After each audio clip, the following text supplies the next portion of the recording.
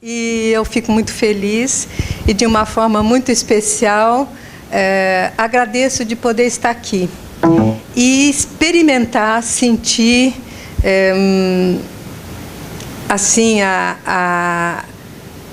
o pensamento e o coração de tantas lideranças que defendem a vida.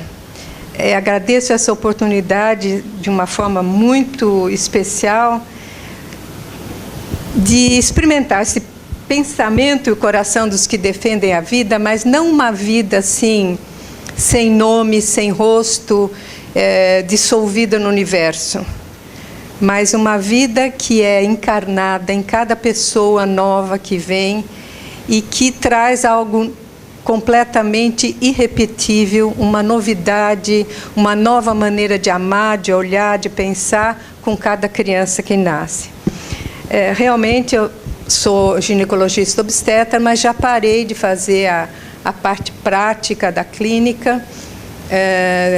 Tinha prometido para a família que ia parar num certo momento, parei. Quando fiz 70 anos, parei. E agora, mas fiz mais de 6.000 partos, perto de 7.000 partos. E a vivência, a alegria de cada criança que nasce deveria contagiar o médico. Ele deveria saber que ele está ajudando vir ao mundo e construindo uma obra de arte maior do que qualquer obra de arte que já existiu. Porque cada criança, mesmo que não tenha, ninguém é perfeito, né? Mas mesmo que tenha microcefalia, hidrocefalia ou qualquer IA, ela é uma obra de arte, maior do que qualquer obra de Michelangelo ou que for. Faço parte de um grupo que fundou um hospital no interior de São Paulo, e se formou esse hospital para defender a vida, garantindo na certeza que a vida sempre tem sentido, desde o momento da fecundação até o seu último momento de morte natural. Ela sempre tem sentido e esse sentido sempre pode ser descoberto pela própria pessoa. Não somos nós que damos o sentido, a pessoa descobre o sentido, como é falado na logoterapia e desenvolvido de uma maneira tão bela. Junto com na minha vida profissional, sempre houve a defesa da gestante, do parto, da mãe, de tudo aquilo que é a defesa direta da criança. Mas, depois que apareceu o hospital, de uma forma particular, apareceu um trabalho de uma casa de gestante, que não é uma casa ainda que recebe a gestante lá, mas atende as gestantes em situação de risco. Só para dar um número, nesses primeiros 4 meses, já foram atendidas 730 gestantes. E em 2018, foram mais de 3.000 gestantes atendidos só no ano passado. Bom, o que nós temos que falar, nós vamos falar dos efeitos do aborto, os efeitos do aborto na gestante. Porque se ela faz um aborto, ela estava gestante. Mas eu queria dizer antes uma coisa, localizar bem uma coisa. Nós estamos vivendo há tempos uma crise de mudança de cultura, que também falou agora a Ângela. E ontem nós nos emocionamos, né? Mas hoje quem não se emocionou com as boas notícias dela? Fora de brincadeira, pensei que eu não ia viver para ver isso. Porque, né, a gente tem a vida média brasileira, eu já passei. Então, eu acho que eu não vou ver nessa terra. Puxa, eu me emocionei mesmo. Então, nós estamos vivendo essa mudança de cultura, e essa mudança de cultura justamente tem tudo a ver com aquilo que ela disse. É uma cultura tão voltada para o eu, tão voltada para si mesmo, que gera medo. Medo de perder o quê? Oportunidades, prazeres, a independência, a liberdade, né?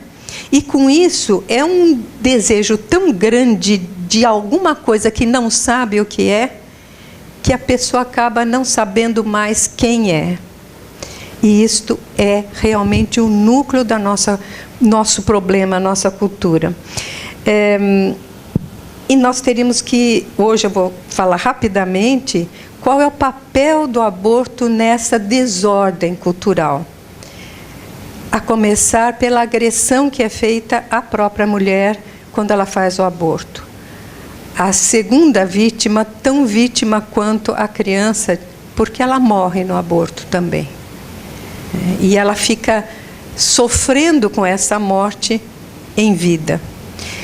E 3 coisas são importantes para todos nós que trabalhamos a favor da vida. A primeira é justamente isso que a Zezé acabou de falar.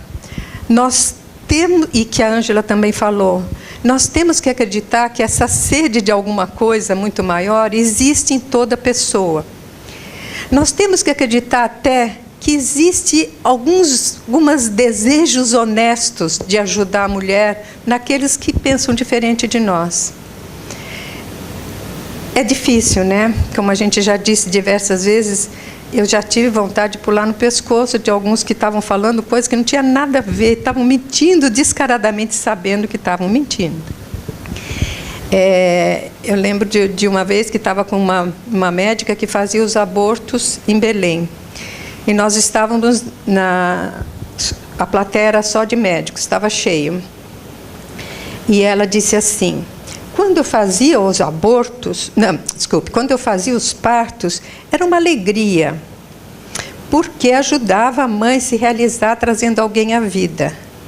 Mas agora, quando eu faço os abortos, eu estou ressuscitando a mãe, porque a gravidez indesejada é uma morte. Quando eu faço o aborto, eu estou ressuscitando a mãe. E aí foi a conversa daí para diante, e a gente vê como ela, por exemplo, sabia que ela estava mentindo, completamente. Ela disse, nunca a mãe mente, nunca a mulher, não se fala mãe lá, né?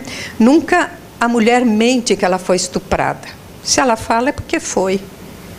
E ela olhava assim para a turma toda que estava lá. Eu desafio um de vocês, e tinha bastante homem, né?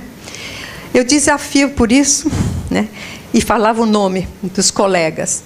Você já fez aborto? Porque você já fez um parto de 7 meses? Você não sei o quê. E o pessoal ficava meio lívido, não sei que poder que essa mulher tinha, e dizia, eu desafio vocês a dizer que alguma mulher mente dizendo que foi estuprada. Não precisa de BO tal. Eu desafio vocês. Eu fiquei olhando para aquela turma cheinha, uma plateia maior que essa. Ninguém falava nada. Eu falei, bom, eu desafio você. E eu vou dizer quantos casos existem de mentira nisso, né? Então, mas ela, por exemplo, foi uma pessoa que eu tive vontade de pular no pescoço. Mas nós não podemos julgar. A gente tem que acreditar que nela também existe um desejo do bem e da verdade. E eu melhorei bem, sabe? Aquele dia, eu falei, eu nunca sabia que eu tinha problema de coração, comecei a sentir uma dor no braço esquerdo, porque ela falava cada absurdo. Eu vi que eu não sou paraibana, mas acho que tem alguma coisa. Depois disso, eu vi que estava errado, que foi bom, que eu tinha que amar mais, né? Então, esse é 3 coisas que a gente tem que pensar. Primeiro é esse, que nós temos que amar, e esse é o maior testemunho. Segundo, usar fatos. Vocês viram como para nós os fatos simples contestam estereótipos que o pessoal fala. Então, que nós pudemos dar de fatos irrefutáveis. E o terceiro, colocar que nós também defendemos a liberdade. Nós estamos defendendo o valor da liberdade como algo próprio humano. E a liberdade começa pela liberdade de viver. Então, nós estamos defendendo a liberdade da mulher, dela poder escolher a defesa da vida. Ela escolher algo que é bom para ela, e nós vamos ver que tem repercussões para a mulher, repercussões muito sérias. mas tem a liberdade da criança. Se nós negarmos, em qualquer momento, a liberdade de um ser em gestação, nós não vamos ter mais medida e parâmetro para controle. Bom, alguma coisa que eu vou falar, porque eu queria muito saber o que os outros expositores iam falar e não fiquei sabendo tudo, mas alguma coisa que eu vou falar já foi dito, eu vou passar bem depressa. Aborto e repercussões para a mulher. Então, o aborto, vamos falar do aborto provocado. Para falar do aborto provocado, eu quero primeiro colocar uma coisa rapidinha. Cristão Fernando Rosas é completamente advogado do aborto há muito tempo. Ele é presidente da Global Doctors de Escolha no Brasil. E ele está há muito tempo na Federação Brasileira de Ginecologia e Obstetrícia, está no CREMESP, e ele coordenou esse caderno de ética em ginecologia e obstetrícia. E começa o caderno de ginecologia e obstetrícia dando 12 direitos sexuais reprodutivos. E eu quero citar para vocês o primeiro. Esses que eu fiz a bolinha. Direito à vida implica que nenhuma mulher deve ser colocada sob risco ou perigo em razão da gravidez. Direito à vida. É dúbio, né? Dá para você dizer, eu concordo, lógico que eu concordo. Mas a gravidez em si é um risco. E viver é um risco, né? Então, é dúbio, né? Vira um chavão político. Segundo, direito à liberdade e segurança tal, e nenhuma mulher deverá estar sujeita à gravidez, esterilização ou abortos forçados. Isso colocado pela minha instituição que me representa, como ginecologia e obstetrícia, eu não dei palpite nisso. Ninguém levantou a opinião dos ginecologistas para isso. Terceiro, direito à igualdade, estar livre de todas as formas de discriminação, incluído sua vida sexual e reprodutiva. Vê que são aqueles chavões que se usam para depois abrir o aborto. Direito à informação e educação, pulando para esse para baixo. Número 6, direito à informação. Não é passado para a gestante toda a informação quando é induzida ao aborto, né? Então, é só a informação que dirige para aquilo que eles querem fazer. Aqui o 9, direito à atenção e proteção da saúde, à saúde. Isso não é considerado quando se luta pela liberação do aborto. E, nesse 11º, direito à liberdade de reunião e participação política, que entende que toda pessoa tem o direito a influenciar governos para outorgar prioridade à saúde, aos direitos em matéria de sexualidade e reprodução. Quando uma turminha lá da minha cidade foi numa reunião do Conselho da Mulher em São Paulo. Era do estado todo.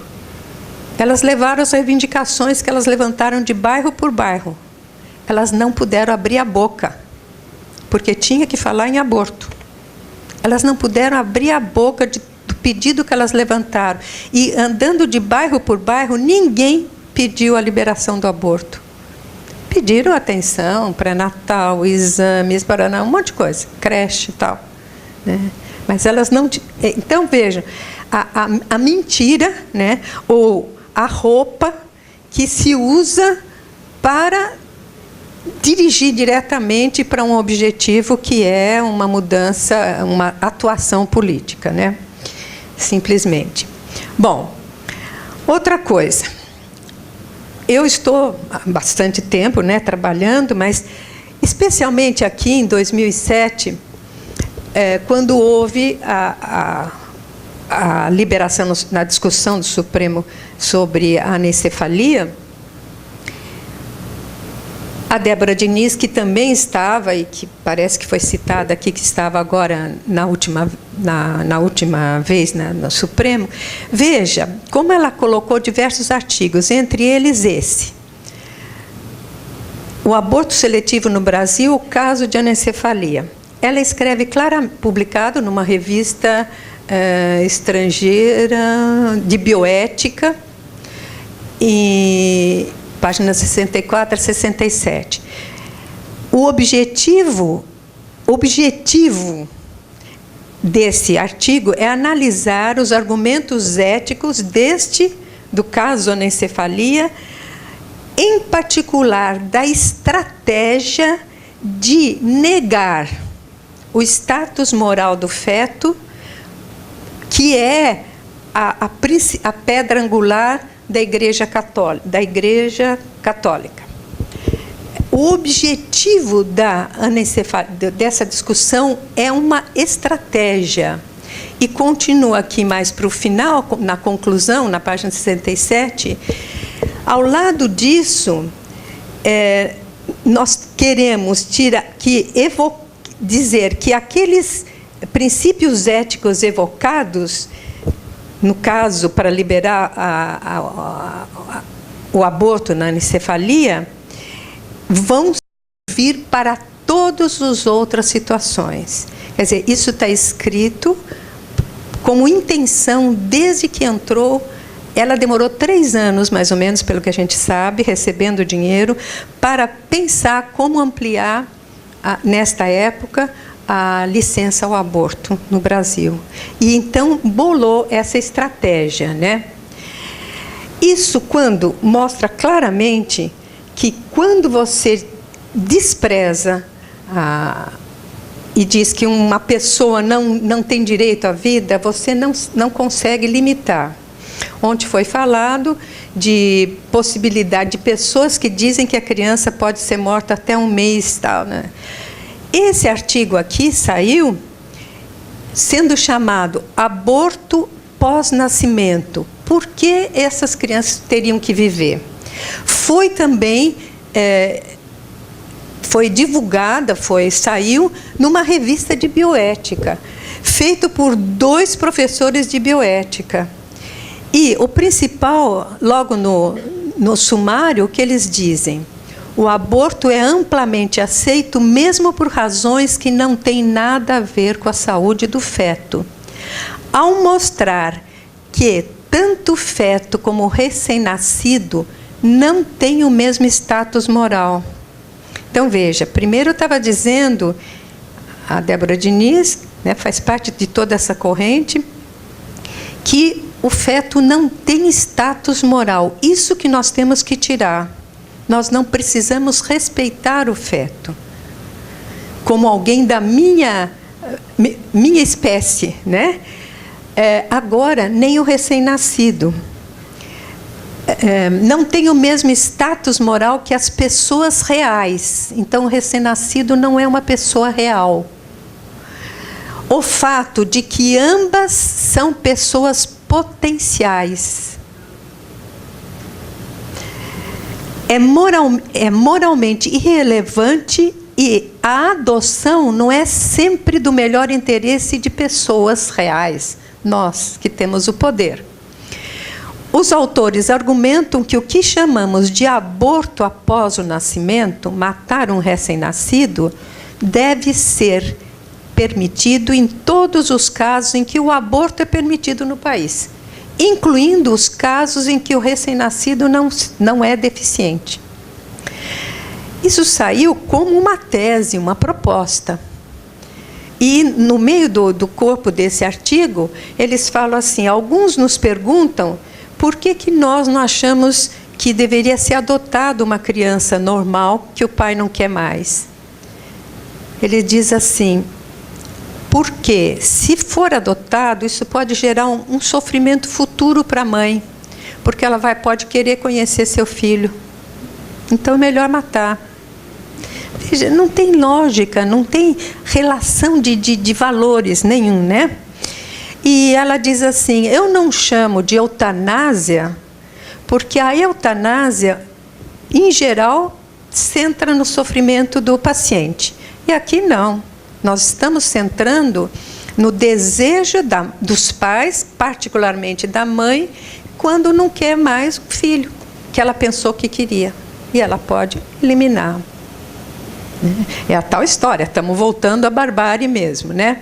Bom, para falar das consequências na saúde da mulher, só lembrando que as duas coisas que têm sido insistido, os 2 pontos que têm sido insistido para aqueles que defendem o aborto, é o número de mortes que acontece de mulheres pelo aborto clandestino e o fato de que os recursos SUS são muito usados com as complicações dos abortos clandestinos.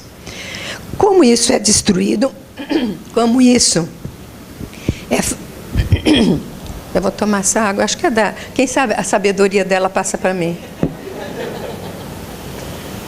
Então, como isso é facilmente mostrado que está errado, é uma mentira, e é um absurdo, uma falácia todo esse argumento, acaba sobrando só o direito da mulher, né? É um direito dela escolher ter ou não. Mas vou falar rápido, porque ontem, inclusive, nós já ouvimos bastante a introdução que o colega deu. Mas eu vou dizer para vocês o seguinte. Vou só contar para vocês que a argumentação inicial vem da seguinte afirmativa: a proibição não adianta nada, porque os abortos clandestinos continuam sendo feitos, e continuando sendo feitos, existem as complicações. E se dá um número de 1 milhão e pouco de abortos clandestinos e tal. Eu não vou falar sobre isso agora, vou só dizer, porque senão demoraria muito, vou só dizer que isso é uma grande mentira, que isso se baseia numa metodologia errada, e se vocês quiserem, no final, na referência bibliográfica, vocês podem procurar e vão ter assim, essa explicação bem clara, inclusive num artigo que o Marlon de Rosa tem num livro, e eu digo para vocês a referência depois. Então, só vou afirmar assim, esse número de abortos clandestinos que os defensores do aborto dizem que tem, não existe. Não é verdade. Na ocasião que vocês foram falar no Supremo da DPF 442, uma das pessoas que falou, tem uma entrevista em 31 de julho, que ela fala o seguinte, no Brasil de Fato. Ela é professora, pesquisadora da Universidade de Campina Grande, pós-graduada em saúde integral e tal. Ela fala que, em 2016, 203 mortes por aborto no Brasil. E para cada morte por aborto, a gente tem 25 casos de mulheres que quase morrem. Então, em 2016, cerca de 5 mil mulheres quase morreram. Ou seja, gente, isso não tem nada de científico. Da onde que tirou isso? Você estava lá, você ouviu, ela falou isso? Gente, ela chutou isso. Da onde? Da onde? Minha filha, mas da onde? Eu posso falar o quê, então? Eu posso falar o que eu quiser? E é impressionante que, quando a gente mostra os fatos, a verdade, a gente é fundamentalista e é religioso. E nós estamos falando fatos. Nós estamos falando ciência social, ou seja o que for, né? Essa entrevista que saiu, né, inclusive cita você, Rafael, e tal, também traz dados que são incríveis. Veja bem, uma mulher morre a cada... dessa pessoa que ele falou, essa que ele, indignado, disse por que ainda continua no Ministério de Saúde. Uma mulher morre a cada 2 dias de aborto inseguro. Diz Ministério da Saúde. Mas da onde? Ele não diz isso. Ele não diz. O Ministério da Saúde publica uma estatística que não diz isso. Como é que essa pessoa pode dizer que diz? Se ela mesmo tem no seu ministério coisas contrárias, né?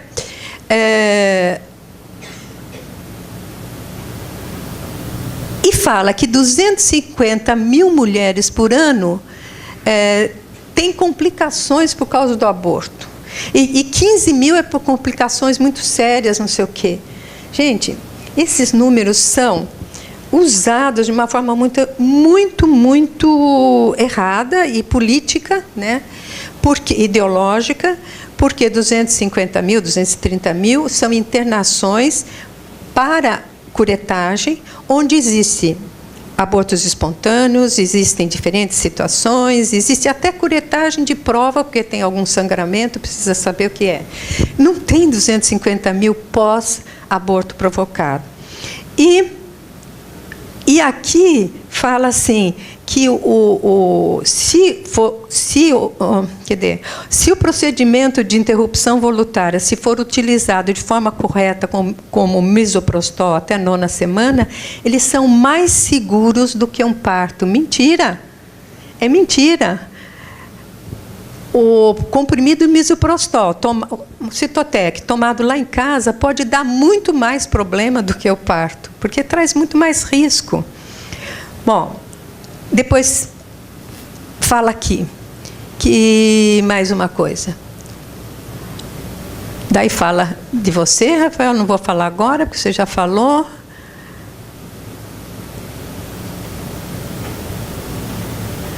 Quando ele falou quem vai fazer os abortos, porque o médico não vai fazer no Brasil.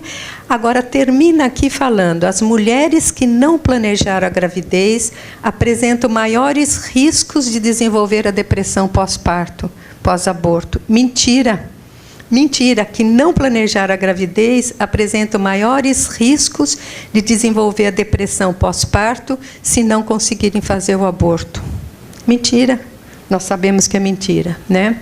Então, se vocês, no livro que eu vou mostrar no final, se vocês estudarem, quiserem ver a estimativa de abortos clandestinos, lá está bem explicado mesmo pelo Marlon. Vou mostrar poucos números que confirmam o que o Rafael falou ontem, para fundamentar. Existe um site do Ministério de Saúde que dá os resultados sempre de 2 anos antes. Eu peguei o resumo para mostrar de 21 anos, que a coisa fica mais séria. O site é esse. No final dos slides, eu ensino como que é o caminho das pedras para você chegar nos números, tá? Pegando ali acesso à informação, vocês vão ver depois. Óbitos de mulheres, isso não é inventado, isso foi tirado então do sistema SUS, Ministério da Saúde. Óbitos de mulheres em idade fértil. Então, você pode pegar morte da população inteira, homens e mulheres, você pode pegar das mulheres, você pode fazer um monte de seleção. E entre as mulheres, você pode pegar aquilo que eles convencionaram fazer de idade fértil, de 10 a 42 anos.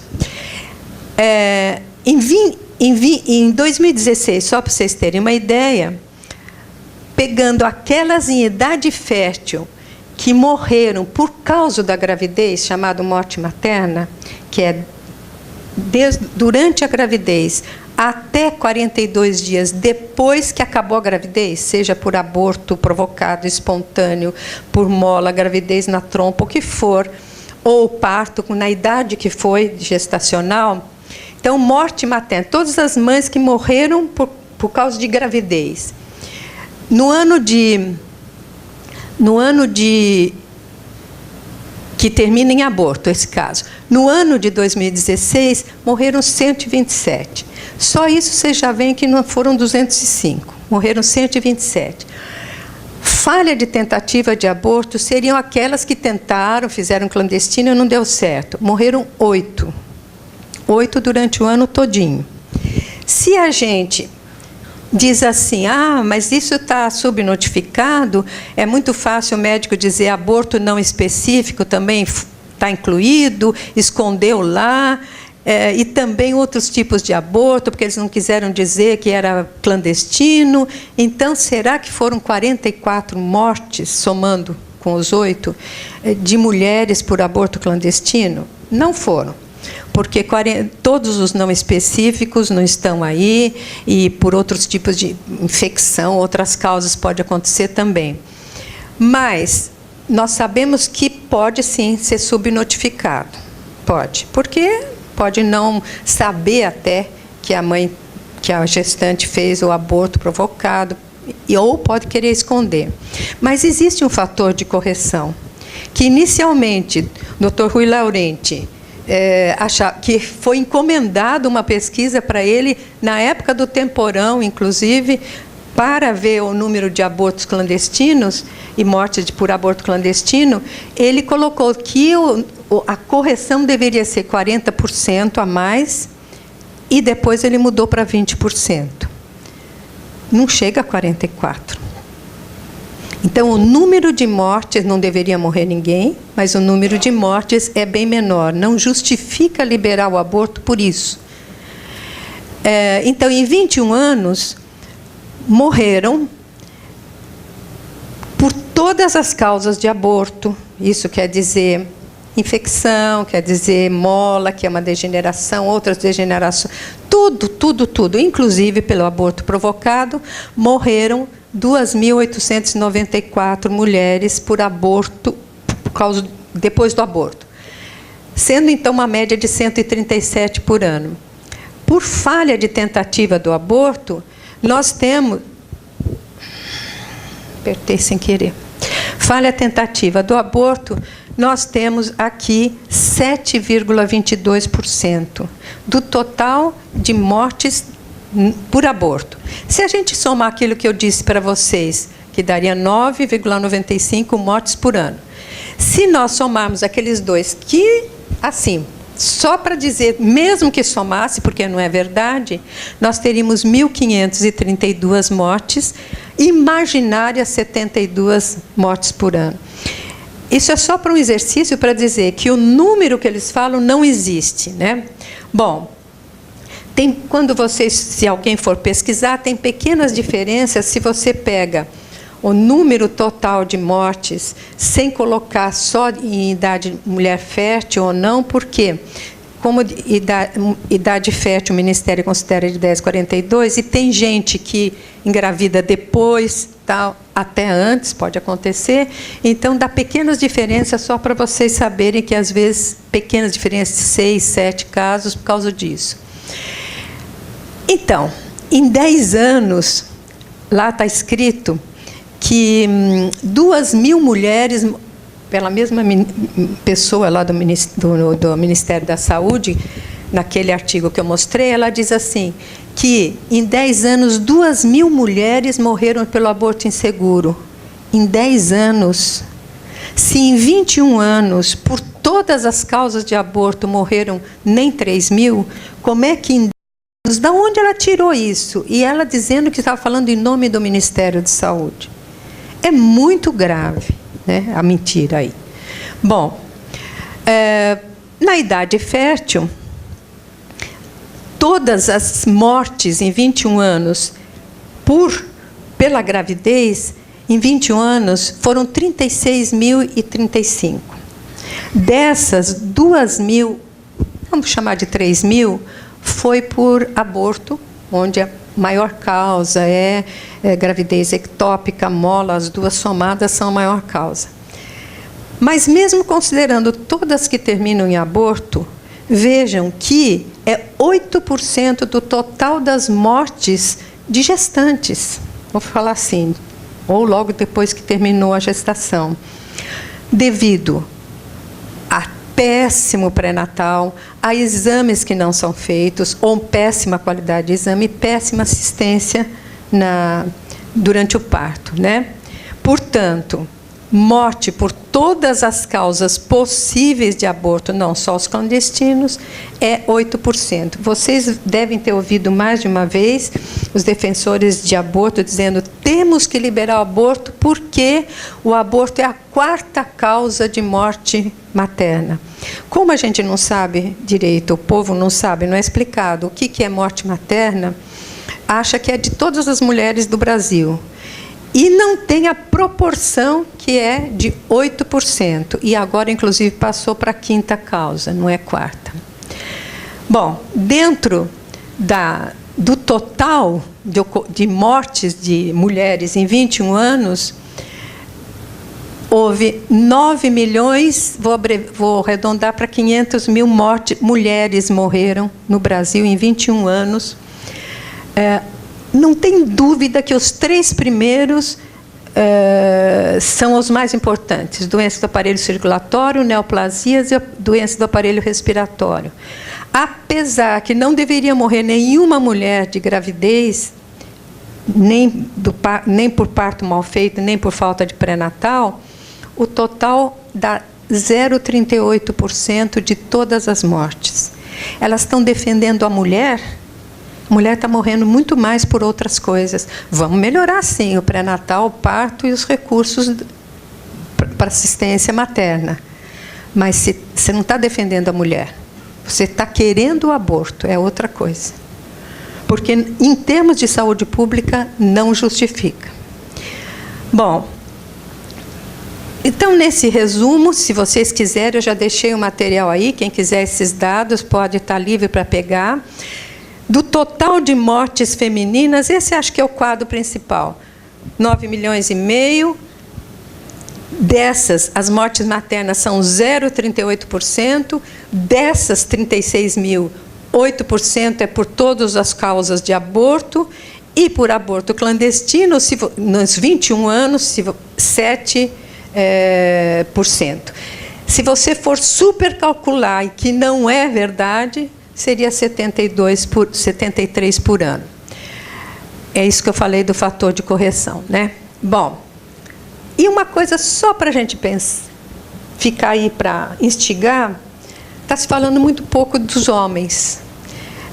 Vocês receberam esses dias um vídeo de uma pessoa falando das mulheres, dos homens assassinados?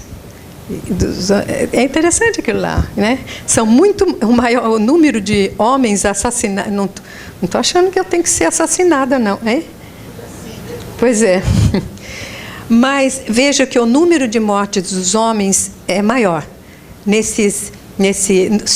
Aqui no período de 2016, e isso é pelos 21 anos, homens 737 mil e mulheres 572 mil. Mulher é o sexo forte, resistente, lógico, não tem dúvida. Mulher é mulher, né? Mas os homens estão precisando da nossa ajuda, coitados. Tadinhos. É verdade. O aspecto, não só físico, não só de assistência, mas de identidade, está afetando, sim, o sexo masculino. Os nossos jovens, os nossos adolescentes estão ficando confusos. O que é ser homem? Que papel ele tem na sociedade? Não é o papel dos super-heróis, do Thor e tal, não. Mas que papel ele tem? Que função ele tem como ser humano, né? Bom, e também, só para instigar, se vocês mexerem nesses sites que eu vou mostrar, que eu vou dizer como chegar lá, tem diversos itens de mortes evitáveis. Então, o Ministério da Saúde sabe que são evitáveis. Eu peguei um dado para vocês verem. De meninas, eu peguei o sexo feminino, de crianças, meninas até 5 anos de idade. Nesses 21 anos, 560 mil mortes evitáveis de meninas, fora as que foram abortadas, mas de 0 a 5 anos. Muito mais do que aqueles casos que nós vimos supostamente de aborto provocado. Se estivesse defendendo a mulher, ia pensar nisso também, né? Ou principalmente. Eles chamam, está no site, mortes evitáveis. O outro aspecto, que eu também não vou falar, só vou afirmar. Nós todos sabemos dos problemas do SUS. Eu fui secretária de saúde em 4 anos, justamente durante a implantação do sistema SUS. Era uma esperança, né? E realmente muita coisa é possível para o povo brasileiro porque existe o SUS. Mas nós sabemos das deficiências do sistema, a falta de dinheiro, sabemos da dificuldade para fazer uma mamografia, sabemos da dificuldade, às vezes, para fazer um ultrassom e para atendimento adequado de pré-natal, parto e tal. se for liberado o aborto dentro daquilo que todos sabem que aumenta incrivelmente, como foi falado ontem, o número de abortos, nós, com a afirmativa que o Rafael falou ontem, como é que você falou? Eu não vou falar igual você falou. Eu quero fazer... não, vou falar como ele falou assim. Eu quero fazer o parto, estou lá para fazer o parto e tem um monte de... Não vou falar porque eu não costumo falar enchendo o saco, mas vou falar. Lá esperando para fazer o aborto. Realmente não vai ter dinheiro, vai ser desviado. Se fosse, nem todo o dinheiro usado hoje para a saúde da mulher daria para realizar os abortos, se for numa proporção até que eles dizem que tem de aborto, né? Então vai ser proibitivo para os nossos recursos. Bom, os impactos para a saúde física da mulher, nós temos muitos trabalhos que apresentam isso. Então, vou só citar, sem explicar muito, essa relação de dores no futuro para menstruação, dor para ter relação, dores abdominais, hemorragia, infecção ao redor do útero, infecção no abdômen de modo geral. Tem casos e estatísticas de chegar a endocardite, que é a infecção no coração, porque passa a infecção para a circulação. Fora aqueles casos que a gente sabe de perfuração uterina, de infecção imediata, um quadro que chama síndrome respiratória aguda, que é muito grave, coagulopatia intravascular disseminar muito grave, que pode levar à esterectomia, à morte materna. Essas coisas podem acontecer. O útero, ele está fechado, se está indo tudo bem, ele está preparado para defender aquela vida. Quando você faz um aborto, você está mexendo, provoca o aborto, você está mexendo com a ecologia toda da mulher. Você está violentando a mulher, ela está sofrendo uma violência física. Desde o momentinho que ela fica grávida, já começa todo um mecanismo de comunicação, avisando que não é mais para menstruar, que precisa melhorar, aumentar os batimentos cardíacos, aumentar o número de glóbulos vermelhos. O corpo dela muda em função daquela vida que começa. Quando é provocado um aborto, você destrói, desequilibra todo um sistema ecológico dela. Nós temos diversos trabalhos, vamos ter, espero, mais, porque não se consegue verba para pesquisa melhor, né?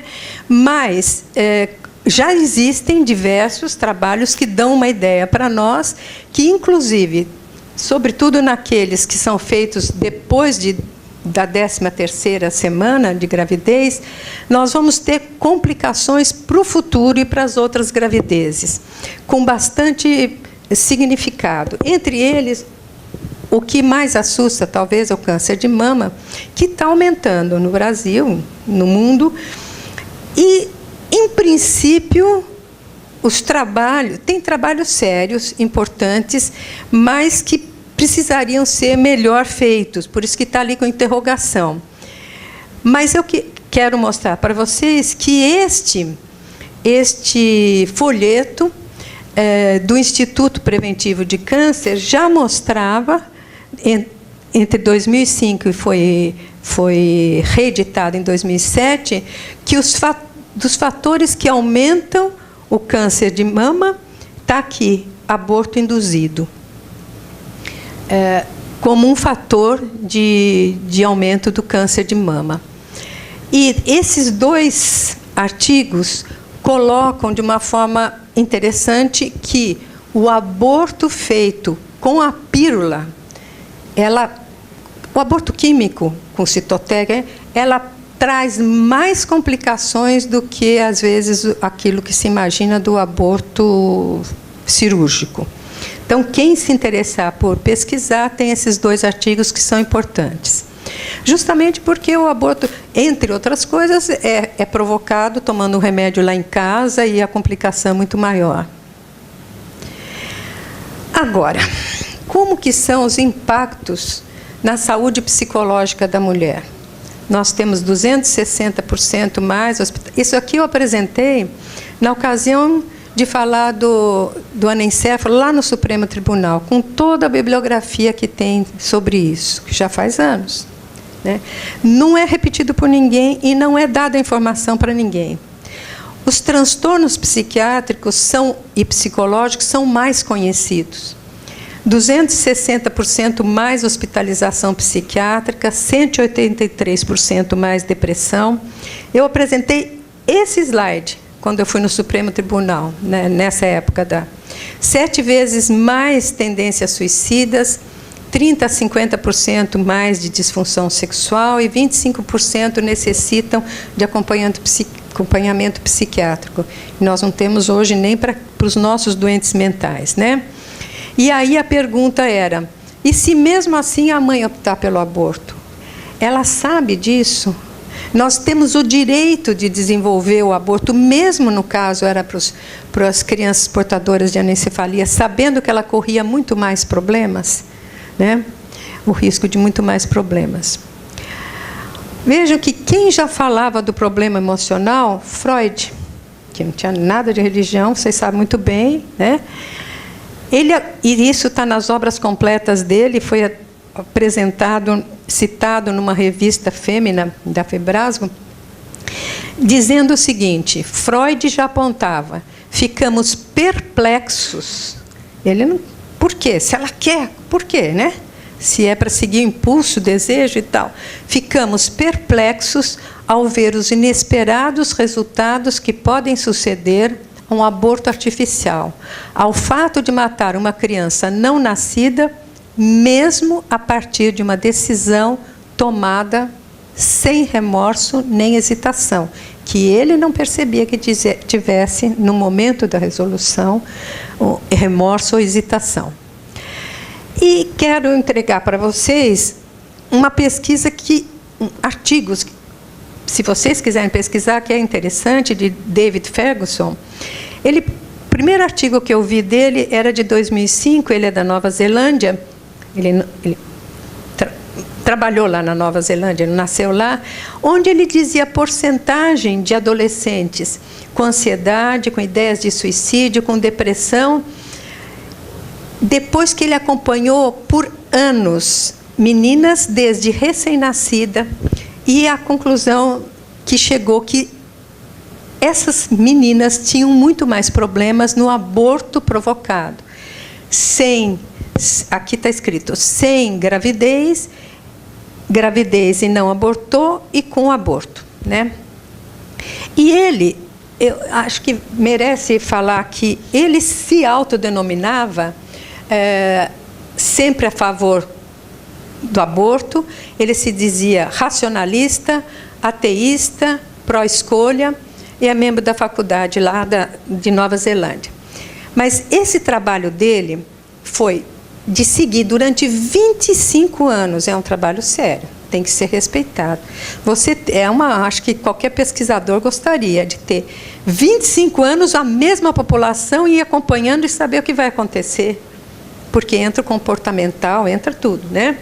E tem que ter as exigências do trabalho. Desde o nascimento, durante 25 anos, ele estudou com rigorosidade, relacionando as desordens em sua saúde mental com aborto e gravidez. Foram estatísticas dramáticas, né? Inclusive, ele viu que aqueles que defendiam a vida duvidaram do que ele achou. Ele foi assediado, ameaçado pelo governo para não publicar os seus trabalhos. O cara trabalha 25 anos, chega a conclusões que ele não esperava, ele fica surpreso e começa a receber pressão política para não publicar, porque era politicamente incorreto e acho que ia fazer pessoas desistirem do aborto. Então, lembra aquele primeiro slide que eu mostrei? Tem direito à informação? Não, não tem direito à informação. Tem direito à indução daquilo que eles acham, né, que deve ser politicamente usado. Então, ele declarou que os resultados, numa entrevista que ele fez na Austrália, o aborto é a causa de múltiplos problemas de saúde mental na mulher e não ao contrário, que ele achava. Ele via que ele desenvolveu todo um trabalho como psicólogo também, e ele via que tinha problema psicológico. Mas ele achou que os problemas psicológicos que as mulheres que tinham tido aborto apresentavam era porque elas já tinham problema psicológico antes, ou problema mental antes. Ele achava isso. Por isso que ele diz, não foram desencadeados pelo aborto e não ao contrário, como ele estava esperando antes. O que eles encontraram foi muito diferente, né? Essa evidência científica cobra particular importância agora que governos e ativistas feministas postulam que o aborto é procedimento necessário para os adolescentes, inclusive propondo que o aborto para elas deveria ser acessível e que os pais não deveriam saber. Ele morreu o ano passado, depois ele, acho que se converteu, não sei se é Igreja Batista, não lembro, mas ele se dizia, né, e ele disse que o estudo do aborto ajudou na conversão dele, né? Então, quando a gente diz assim, será, como está lá escrito, lá naquele artigo primeiro que eu mostrei para vocês, que se a gravidez é indesejada, você tem que deixá-la fazer o aborto, senão ela vai ter doença mental, é isso que se afirma, é mentira. Só para vocês saberem, os trabalhos dele foram tão bem feitos que deu origem a 480 publicações, né? Aí, esse é um dos artigos deles, e que, assim, por que eu pus esse daqui? Porque ele diz assim, que o que ele concluiu não se justifica o aborto para reduzir problemas de saúde mental, que é a justificativa legal, porque quando diz que põe em risco a vida da mulher, a maioria das gestações você não consegue dizer que põe em risco. Então, fala que é para a saúde mental, psicológica. Então, ele diz isso não se justifica porque, infelizmente, é a justificativa legal usada para mais de 90% dos abortos do Reino Unido. 90% é por motivos que não tem nada e, ao contrário, vai piorar, né? Bom, então, agora deu pane. É você que mandou, né? Porque está acabando o meu horário. Jamais eu faria isso. Aqui... Jamais eu faria isso com a senhora. Você vê, Então, uma vez que raramente existe risco físico para a mãe em levar adiante, por exemplo, uma gestação com risco de microcefalia, com risco de anencefalia, raramente existe um risco físico para ela diferente dos outras gestações. O que tem que ser tratado é o aspecto emocional mesmo, não tem nem dúvida, né? Você pode fazer o favor? Vamos... eu sei, eu ia pedir para você daí passar, porque acho que nós vamos pular uns slides para ela não ficar brava comigo. 32 ou quê? Ah, não. Ah, eu vou mostrar o slide, é importante, eu nem lembrava. É bom, eu vou só mostrar para vocês. Estou a favor da senhora. Muito obrigada. Os slides, não se assustem, tem 32. Eu só ia mostrar para vocês, assim, passar rapidamente para dizer o tal do caminho das pedras para chegar nesses números. Então, eu não vou explicar um por um, só para dizer que eles existem aí no final e a bibliografia que eu usei para esses dados também. Eu acho importante a gente passar um vídeo de 3 minutos, por isso que eu também quero passar mais rápido agora, só para dizer para vocês. Então, vejam bem, o que acontece? O risco, qual é a agressão à liberdade da mulher quando ela está grávida? Não, mas a criança está dentro do corpo dela e ela tem direito a resolver se não vai ficar com a criança ou vai. Se ela ficar com a criança, pelo menos pode ser diminuída a sua liberdade em 9 meses. Pelo menos se ela não ficar com a criança. Agora, para a criança, a liberdade que é restrita é total, porque é cortada a sua liberdade de viver. Nós somos a favor das duas vidas e das duas liberdades.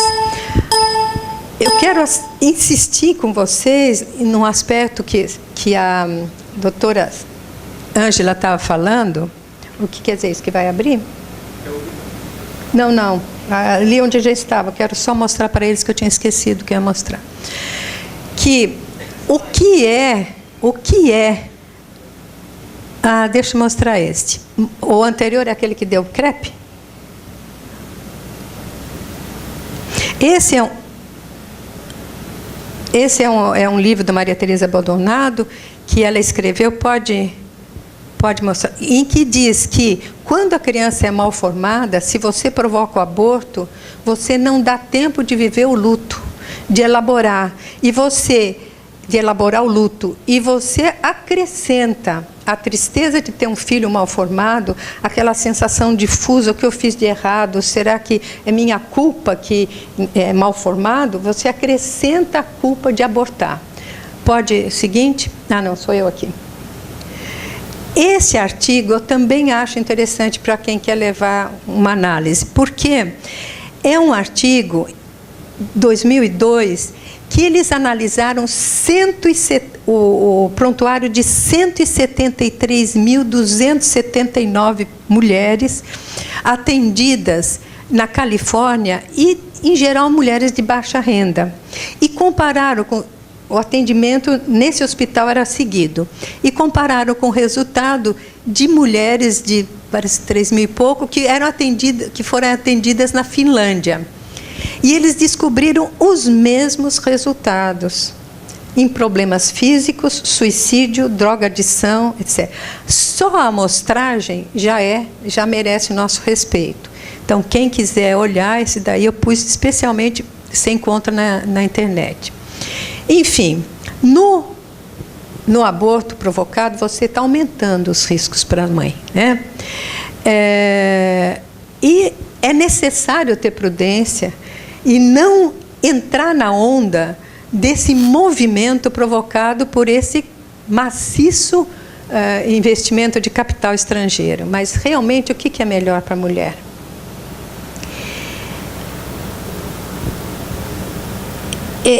Eu mostro sempre esta página 87 desse livro, sempre que eu posso, porque é um livrinho pequeno que foi editado pela Universidade de Brasília e escrito por Maurizio Mori, que é considerado o maior inimigo da Igreja Católica, um dos maiores inimigos da Igreja Católica, presidente da Comissão de Ética na Itália. E olha o que ele diz, na página 87, eu copiei direitinho. O princípio da sacralidade da vida não é secundário nem marginal. Ele é a favor do aborto, gênero, número e grau, tá? Mas veja como ele sabe o que ele está falando. O princípio da vida não é secundário nem marginal. Uma eventual renúncia a esse princípio de sacralidade da vida implica a passagem de um tipo de moralidade para o outro. Coloca em questão uma escolha de civilização. Na abertura ontem, a Damares falou: que civilização é essa? Agora a Ângela falou daquele, segundo aquele italiano, que falou: o governo tem que pagar para jogar a criança no lixo, né? Então, é uma escolha de civilização.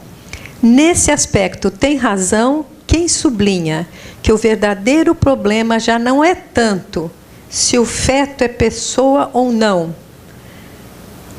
mas a difusão daquela anti-life, mentalidade anti-vida, que leva a descurar o respeito devido às funções reprodutivas ou a subordiná-lo a outros valores.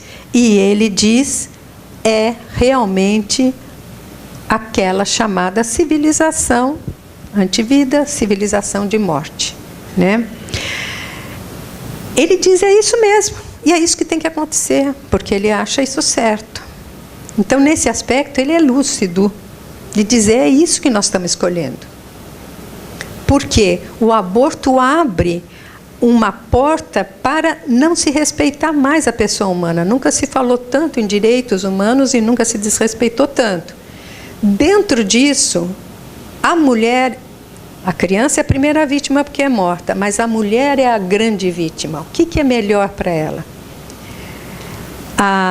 Aí tem a bibliografia, aí tem especialmente a de câncer de mama. Esse daí eu achei melhor para vocês analisarem. Tem uma série de... Esse é o livro que, se vocês quiserem, está no Brasil, está em português, e se quiserem comprar, está ali, onde eu citei diversas coisas, estão referidas aí, bem organizadas, e aqui em seguida eu fui indicando como que vocês chegam naqueles dados. Vocês vão seguindo aqui para achar... Cada um eu pus em cima qual que é o assunto e como é que vocês acessam, como é que vocês chegam, tá? A página inicial. Bom, então, qual que é... Sim. Volta no slide. Estou indo.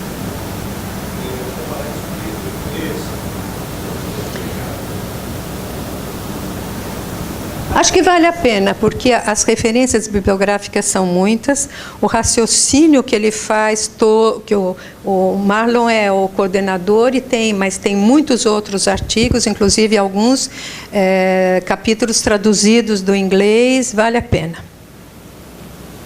Pronto?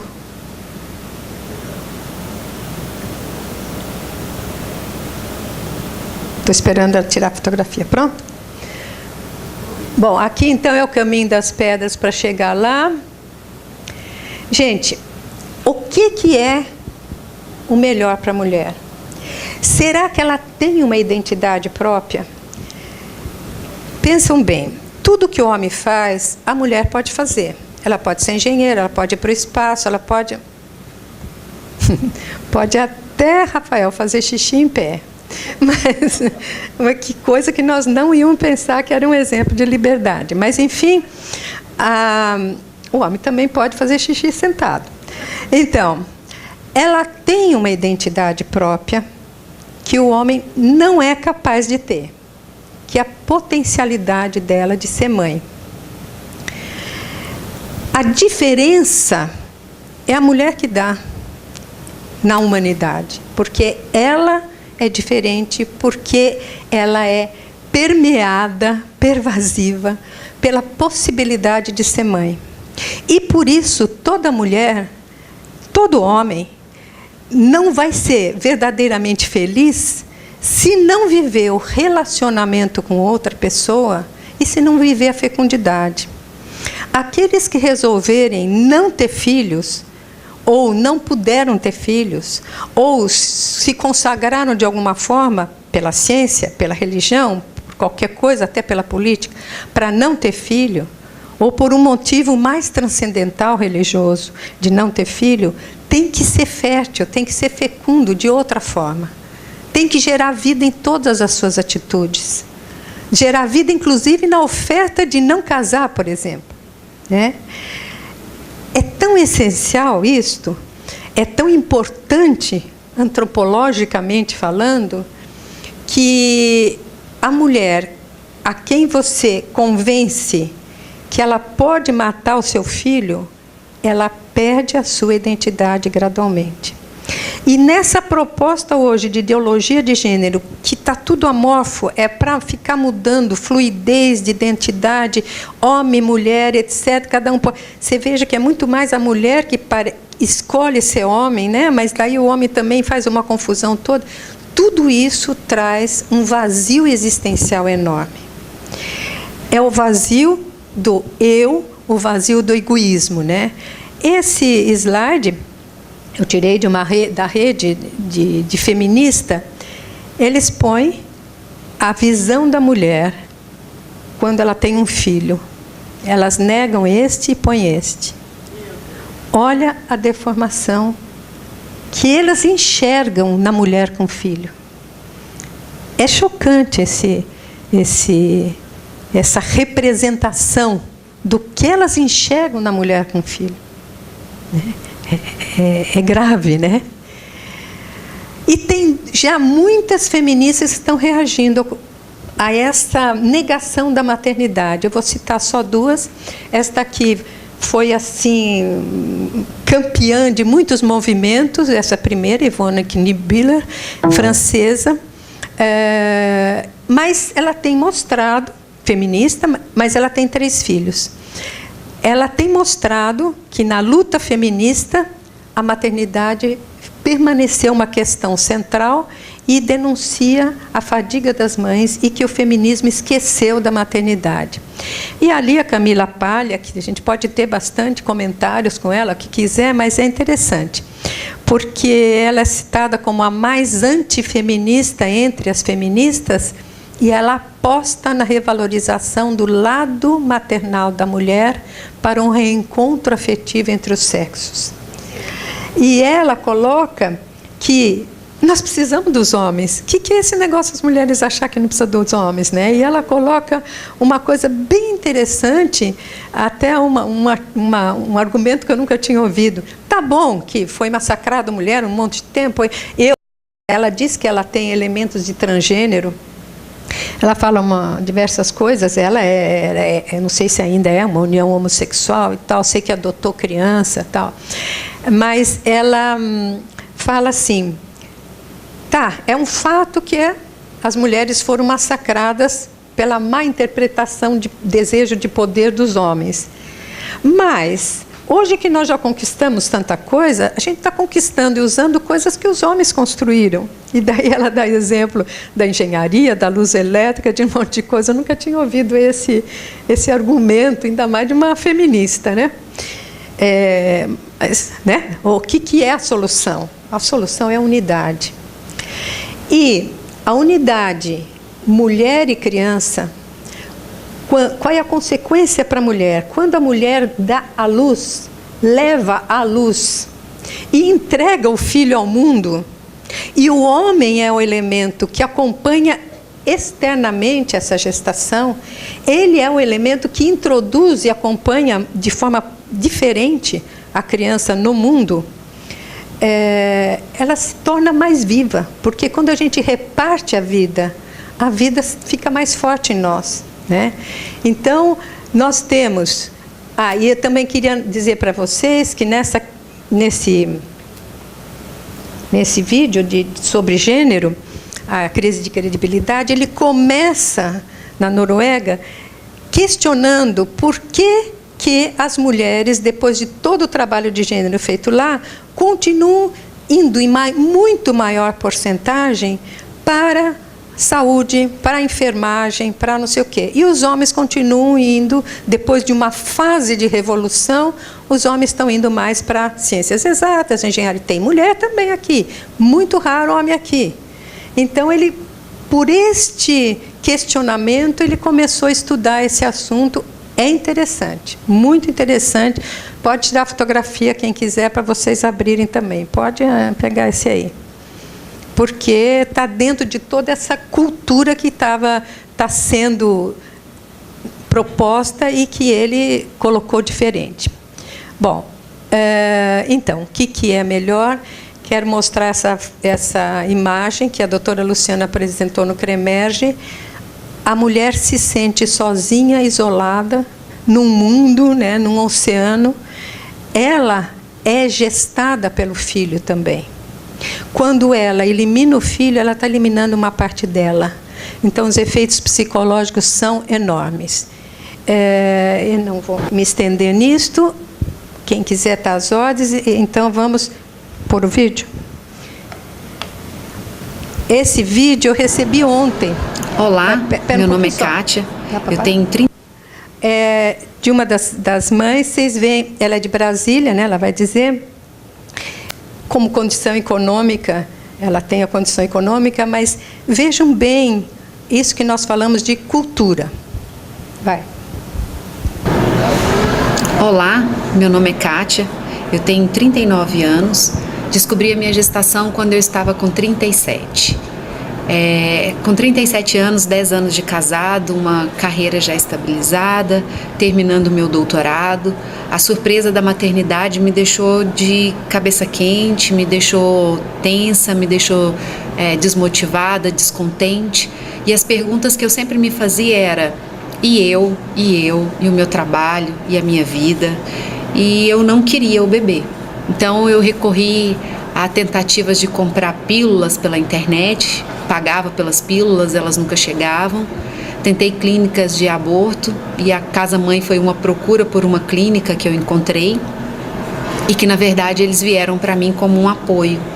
A Casa Mãe, ela tinha sido para mim a última alternativa quando eu decidi que eu iria realmente abortar o meu filho. E eu disse para mim mesma que se aquele método desse errado, eu não tentaria nenhuma outra forma. De repente, procurando a ajuda presencial dessa equipe maravilhosa, eles me mostraram um outro lado e ainda assim eu saí descontente, mas eu tinha resolvido naquele momento que eu iria levar a gravidez adiante. Confesso que não foi um processo fácil. Parece ser muito fácil contar aqui para vocês que tudo se resolveu em um passe de mágica, mas não foi bem assim. Eu recebia conselhos da minha irmã para que eu pudesse começar a comprar uma blusinha, uma parte do enxoval, alguma coisa, porque, segundo ela, tudo aquilo ali me faria sentir ser mais mãe. E foi isso que realmente aconteceu. As palavras que eu recebi da Casa Mãe, as palavras que eu recebi das pessoas para quem eu comecei a compartilhar que eu estava grávida, foram palavras que foram mexendo e foram mudando a minha forma de pensar. O meu filho nasceu com 33 semanas, ele foi um prematurinho, ele nasceu com um probleminha chamado atresia de esôfago, que é o esôfago desligado do estômago. Ficamos 28 dias na UTI em estado grave. Mas quando meu filho nasceu, eu confesso para vocês que eu ganhei o melhor presente do mundo. E fora o presente mais lindo que Deus poderia me dar, naquele momento nasceu efetivamente o sentimento de ser mãe. E é esse sentimento que cresce a cada dia que eu queria compartilhar com vocês. Eu não sei em qual momento vocês se encontram, em qual fase vocês se encontram, mas tenha certeza que tudo na minha vida hoje, a pergunta é um pouco inverso. E ele? E como eu faço por ele? O que eu devo fazer para ele? O João Pedro hoje é a prova viva de que Deus me ama. É a prova viva de que esse projeto de vocês, da Casa Mãe, é um projeto lindo, é um projeto abençoado por Deus. Ser mãe é difícil, é muito difícil, mas ele é um presente de Deus confiado a nós. Então tenham certeza de que filho é a herança do Senhor. Muito obrigado, Casa Mãe, por tudo que vocês fizeram por nós. Hoje o João Pedro é um bebê normal, sadio, e ele só está aqui porque eu recebi o apoio incondicional de todos vocês. A minha gratidão, ela vai ser sempre eterna. Muito obrigado. Pensem muito no filho de vocês e fiquem com Deus. Um grande beijo meu, do João Pedro e do Gustavo, que é o pai do João Pedro. Fiquem com Deus. Vocês veem que ela merece.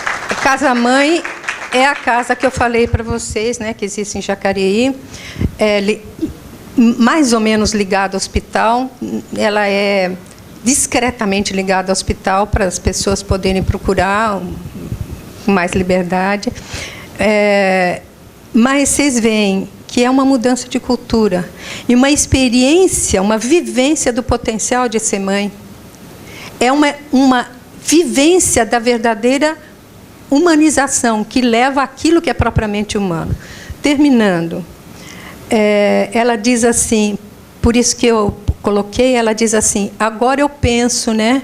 Penso nele, ela abriu para a transcendência. O que é o propriamente humano? É o potencial de sair de si em direção ao outro. É o potencial de amor. É o potencial de reconhecer a vida como um dom doado, recebido, para quem tem fé, nós cristãos, por Deus, e que tem que ser doado para se encher de plenitude. Um bem doado, um bem recebido para ser doado. Muito obrigada por toda a atenção de vocês.